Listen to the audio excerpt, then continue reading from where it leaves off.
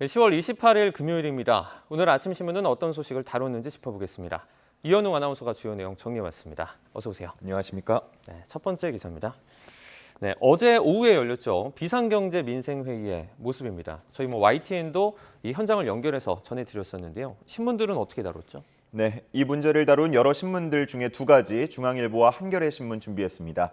먼저 중앙일보 기사를 보는데요. 네. 보통의 경우 비상경제 민생회의 비공개로 진행이 됩니다. 하지만 이번에 이렇게 생중계 카드를 꺼내든 건 경제 위기 상황에 대응해 국민의 불안을 덜어주겠다는 의도로 윤석열 대통령이 직접 제안했다고 합니다. 네. 이에 대해서 한 대통령실 참모는 리스크가 너무 커서 내부 반대도 상당했다고 전하고 있었습니다.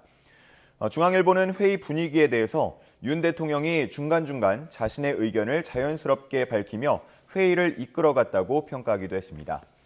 그리고 정부가 회의를 활용해서 원전과 방산 수출 성과도 홍보했다고 했습니다.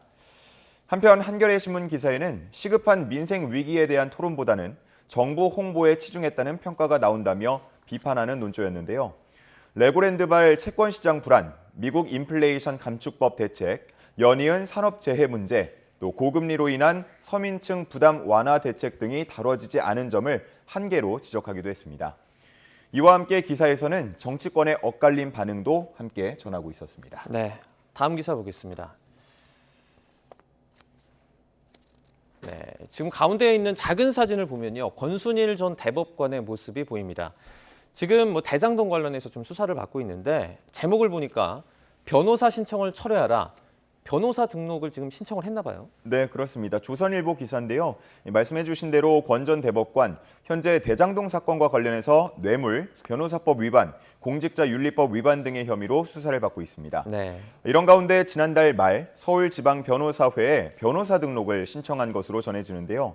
이와 관련해서 변협 측은 신청을 자진 철회할 것을 요구하는 공문을 보낸 것으로 전해집니다. 이 공문에는 권 전 대법관이 화천대유 대주주 김만배 씨와 8차례 만났고 대법관을 퇴임하고는 곧바로 화천대유의 고문으로 취임해서 변호사 등록 신고도 없이 매달 1,500만 원 넘는 자문료를 받았다고 지적하는 내용이 담겼습니다. 네. 그러면서 자중하는 것이 마땅한데도 의혹이 해소되지 않은 시점에 변호사 등록을 신청해서 후배 법조인들의 눈살을 찌푸리게 하고 있다는 내용도 함께 담긴 것으로 전해집니다. 아직 권 전 대법관의 회신은 없는 상태로 전해지고 있는데요. 신청으로부터 3개월이 지나면 등록이 된 것으로 보기 때문에 앞으로 변협의 추가 조치가 있을지도 주목되고 있습니다. 네, 다음 기사 보겠습니다. 동아일보 일면 기사인데요. 제목에 보면 초등학교 1학년 5명 중에 1명이 잠재적인 수포자다, 그러니까 수학 포기자다라는 내용의 제목이네요. 네, 그렇습니다. 한국교육과정평가원의 한 조사를 보면요. 초등학교 1학년생의 19%가 수학 관련 활동에 흥미를 느끼지 못한다고 답했다고 합니다. 나아가서 25.8%는 잘 풀리지 않는 문제의 답을 끝까지 찾으려는 노력을 하지 않는 것으로 나타났습니다. 네. 이에 대해서 학교 현장에서는 수학 교과서가 너무 어렵게 되어 있다는 점을 그 원인으로 꼽고 있었는데요.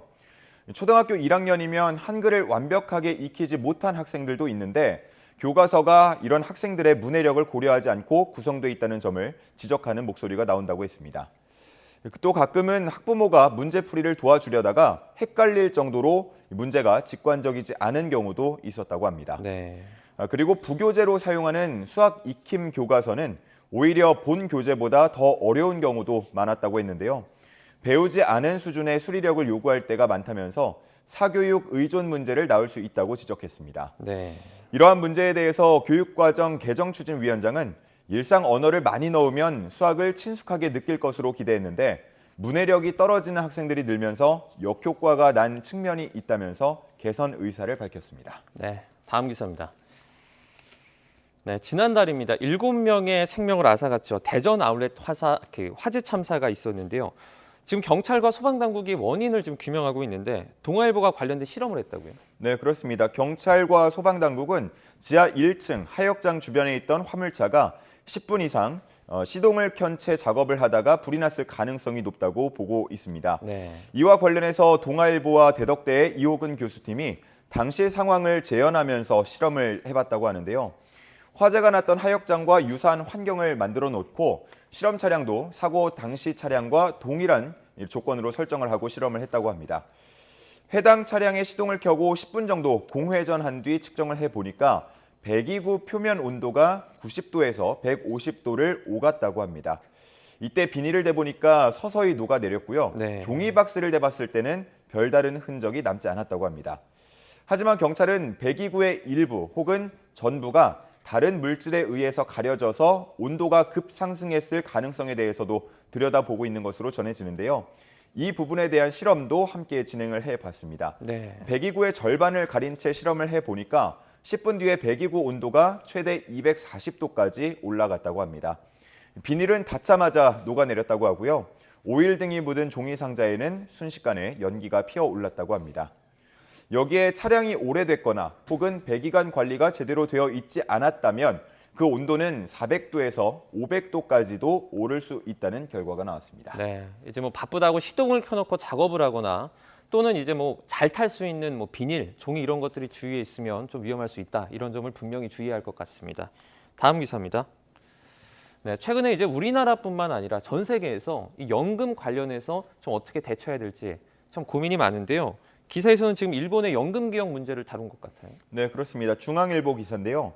일본이 연금 개혁을 고민하는 이유는 뭐 똑같습니다. 저출산 고령화 때문인데요. 네. 지금대로라면 2040년에는 연금을 내는 세대가 6천만 명 수준까지 감소하고요. 반면 연금을 받는 세대는 4천만 명에 근접할 것으로 추산되고 있습니다. 그렇게 되면 현재 월 6만 4천 엔, 그러니까 우리 돈으로 한 63만 원 정도 받고 있는 기초연금 수급액이 지금보다 약 30% 줄어들 것으로 예상되고 있습니다. 네. 그래서 일본이 고민하는 방안은 두 가지인데요. 기초연금 납입 기한을 5년 더 늘리는 것과 후생연금 가입 대상자를 확대하는 방안입니다. 먼저 기초연금, 20세에서 59세 모든 사람이 가입하도록 되어 있는데요. 이걸 5년 더 늘리겠다는 계획입니다. 네. 65세까지 늘리겠다는 거고요. 한편 후생연금은 회사원이나 공무원, 또 교원 등이 가입하는 연금인데 기초연금 납부 기한만 연장을 할 경우에는 상대적으로 저소득층의 보험료 부담이 늘어날 수 있기 때문에 이 후생연금 가입 대상을 더 확대하는 방안도 함께 고려하고 있다고 합니다. 네. 일본 후생노동성은 2025년 법 개정을 목표로 논의를 계속하겠다고 밝혔습니다. 네. 마지막 기사 보겠습니다. 네, 멋진 조형물들이 이렇게 여럿이 보이는 것 같은데요. 제목을 보니까 카타르의 모습 같습니다. 자세히 전해주시죠. 네, 맞습니다. 카타르는 이제 다음 달이죠. 세계적인 축제 월드컵을 열게 됩니다. 이를 앞두고 카타르 박물관청은 특별하고 거대한 시각문화 이벤트를 기획했는데요. 카타르 크리에이츠라는 이름의 프로젝트입니다. 세계적인 현대미술 거장들을 초청해서 설치 미술 등을 포함한 작품들을 도시 곳곳에 전시하고 있었습니다. 네. 가장 크게 보이는 작품, 덴마크 출신의 꾀돌이 현대 미술가로 불리는 올라프르 알리아손의 하루의 바다를 여행하는 그림자라는 제목의 작품인데요. 사막 위의 이 작품은 원형의 거울판을 반원형의 철제 구조물이 받치면서 거대한 그늘 쉼터를 만들고요. 거울판에 비친 모습을 보면서 자연과 인간에 대해서 확장된 감각을 가질 수 있다고 합니다. 이 밖에도 공항과 야시장 등 곳곳에 작품들을 설치하면서 도시 전체를 거대한 야외 미술관처럼 만들었다고 합니다. 이 프로젝트는 세계 최고의 컬렉터 중 한 명으로 꼽히는 셰이카 알마야사 공주가 추진 중인 것으로 전해지는데요. 월드컵을 계기로 카타르가 중동의 문화 허브, 또 나아가서 세계 미술계의 주요 거점으로 도약하겠다는 의지를 보였다고 평가되고 있습니다. 네, 알겠습니다. 오늘 굿모닝 브리핑은 여기까지 듣겠습니다. 고맙습니다. 감사합니다.